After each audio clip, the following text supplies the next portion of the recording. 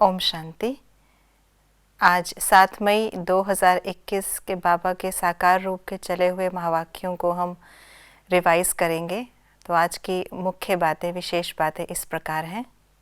तुम्हारी बुद्धि में ये ज्ञान टपकता रहे कि बाप दो हैं, एक है लौकिक, दूसरा है पारलौकिक। सभी सालिग्रामों का बाप एक ही शिव है। हम एक बाप के बच्चे हैं जिससे वर्षा लेना है। निराकार वर्षा तो साकार द्वारा ही देंगे ना। बाप खुद कहते हैं, मैं साधारण तन में आकर प्रवेश करता हूँ। अभी तुम प्रजापिता ब्रह्मा की संतान बने हो। परमपिता परमात्मा ब्रह्मा द्वारा रचना रचते हैं, इसलिए तुमको ब्रह्मा कुमार कुमारियाँ कहा जाता है। बेहद के बच्चे जरूर बेहद का वर्षा लेंगे। देह और आत्मा के बारे में बाबा ने क्या कहा? देही अभिमानी भव, अपने को आत्मा समझो। यह देह विनाशी है, आत्मा अविनाशी है। आत्मा को ही 84 जन्म लेने पड़ते हैं, न कि देह को। देह तो बदलती रहती है, फिर दूसरे मित्र संबंधी मिलते हैं। अभी आत्मा को बेहद के बाप से वर्षा लेना है।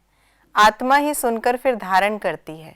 संस्कार तुम्हारी आत्मा में है, ऐसे नहीं कि शरीर के संस्कार कहेंगे। तुम्हारी आत्मा के संस्कार तमो प्रधान हैं, उनको अब चेंज करना है। तुम बच्चे बाप द्वारा कौन से दृष्टांत समझ रहे हो? तुम हो ब्राह्मण ब्राह्मणियाँ। ब्राह्मणी और भ्रमरी राशि मिलती है। जो काम भ्रमरी करती है वही तुम भी करते हो। वंडर है ना। भ्रमरी का दृष्टांत, कछुए का, सर्प का, यह सब शास्त्रों में है। सन्यासी आदि भी यह मिसाल देते हैं। अभी तुम बच्चे बाप द्वारा यह सब दृष्टांत समझ रहे हो। स्वर्ग की राजाई के हकदार कौन बनते हैं? बाप कहते हैं, ये अंतिम जन्म मेरे कारण पवित्र बनो तो पवित्र दुनिया के मालिक बनेंगे। सिर्फ मुझे याद करो और पवित्र बनो। अलफ को याद करो तो बेबादशाही तुम्हारी है। तुम बाप के बने हो तो राजधानी का वर्षा तुम्हारा है। माता पिता को फॉलो करने वाले पहले पहले सूर्यवंशी चंद्रवंशी बनेंगे। सपूत बच्चे वह जो माता पिता को फॉलो कर तख्त नशीन बने। दिल सच्ची हो तो श्रीमत पर चलो, श्रीमत पर ही तुमको दादे से वर्षा मिलता है। सतयुग में तुम्हारी काया कैसी होगी? काया कल्प तरु होती है। काया कल्प वृक्ष समान बनती है। आयु बढ़ती रहती है। तुम काल पर विजय पाते हो। वहाँ काल कभी खाता नहीं। अकाले कब शरीर नहीं छूटता। शरीर छोड़ने समय भी बाजे बजते हैं, जन्म लेने समय भी बजते हैं। वहाँ रोने की बात ही नहीं होती। तुम बच्चों की बुद्धि में है, शिव बाबा हमको फिर से राजयोग सिखाए पवित्र बनाते हैं। शिव बाबा कहते हैं, तुम हमारे बच्चे हो। हम आत्माएं भी निराकार थीं। हम आदि सनातन देवी देवता धर्म के थे। ब्रह्मा द्वारा रचना यहाँ होती है। शिव जयंती भी यहाँ मनाई जाती है। यहाँ मगध देश में ही जन्म लिया है। यह देश बहुत पवित्र स्वर्ग था। अभी इनको नर्क मगध देश कहा जाता है, फिर स्वर्ग बनता है। अभी हमें कौन सी नॉलेज मिल रही है? भगवान रक्षक है भक्तों का। तुम भी रक्षक हो भक्तों के। भक्तों की रक्षा करते हो। तुम भगवान के बच्चे बने हो। भोलानाथ शिव बाबा ही बिगड़ी को बनाने वाला है।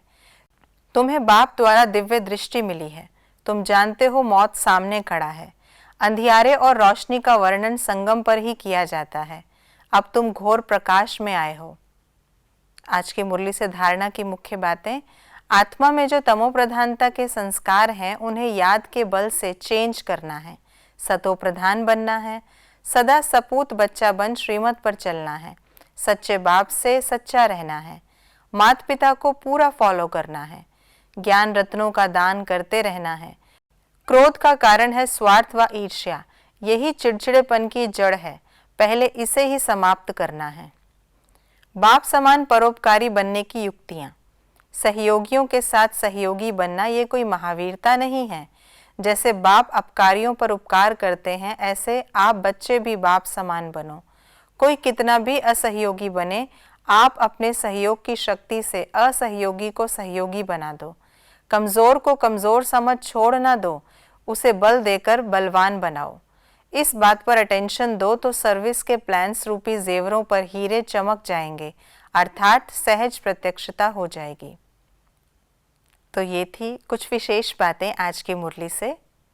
जिनको हम रिवाइज करेंगे सारा दिन। ओम शांति।